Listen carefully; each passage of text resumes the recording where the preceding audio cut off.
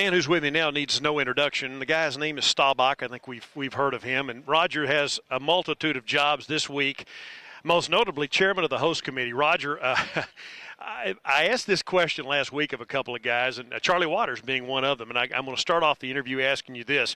If you told Coach Landry that they were having a Super Bowl in Dallas and the Pittsburgh Steelers and the Green Bay Packers would be the two teams playing on his field, what do you think he'd say? Well, I think he's turning around his grave right now, just thinking.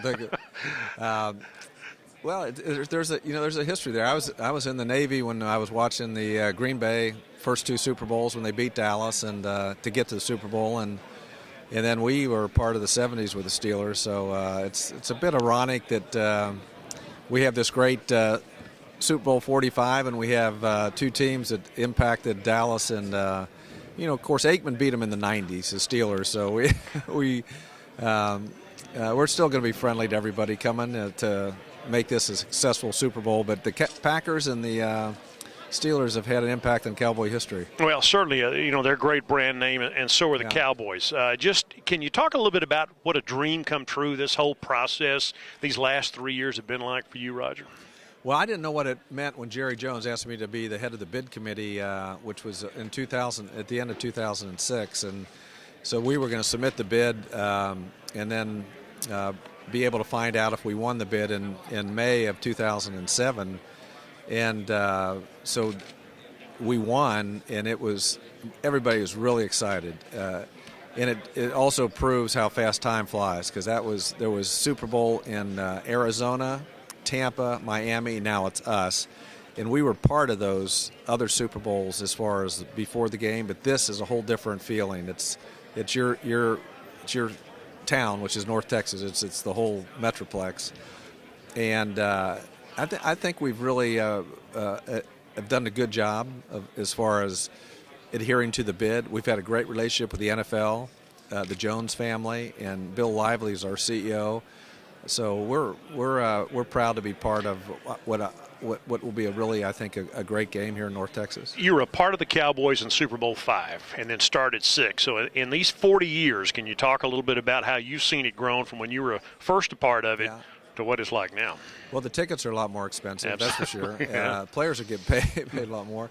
It's just built on itself. I mean, it started out. I mean, Super Bowl V, it was a big deal. 6 got a little bit bigger, and then we were in 10 and 12 and 13, and they each year they just seem like they get momentum, not only on TV in the U.S. but around the world. It's really a kind of a world event. It's a happening that I don't know if we would have dreamed where it would be today. It's also a benchmark for players. If you haven't been in a Super Bowl or won a Super Bowl, you're a slug.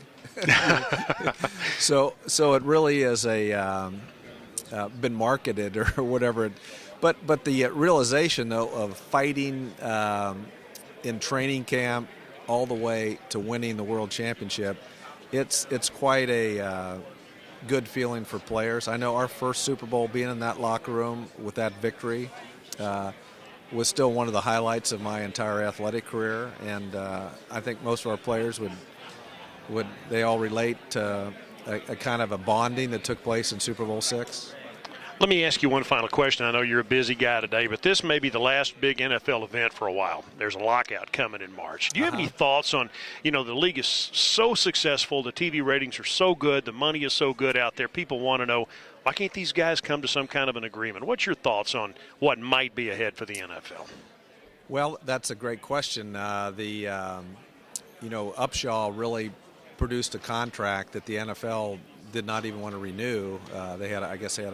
And so it's expired, and so you have a new and Gene Upshaw was the head of the God rest his soul, was the head of the Players Association. So the new DeMarcus Smith does not want to have the players, what he would say would be not as good a deal as Gene. So there's not only little pride there, there's just the personal agendas sometimes are more important than the big agenda, and the NFL should look at it. We got this wonderful successful franchise, but we can't divide the money the way that people want, and it really could lead to a very serious situation, even as much as the '82 season is when they missed almost half the season, and this is a pretty contentious situation right now. Unless these 18 games could help solve it. It's kind of good news, bad news. I mean, those two extra games puts more money in the kitty, and so I don't know if there's something behind the scenes that could solve it, but I think it's going to be a pretty contentious negotiations for quite a while. Well, set that aside for now. It's going to be a great week. Okay. Roger, thanks for stopping by. Thanks, Will. Good seeing you.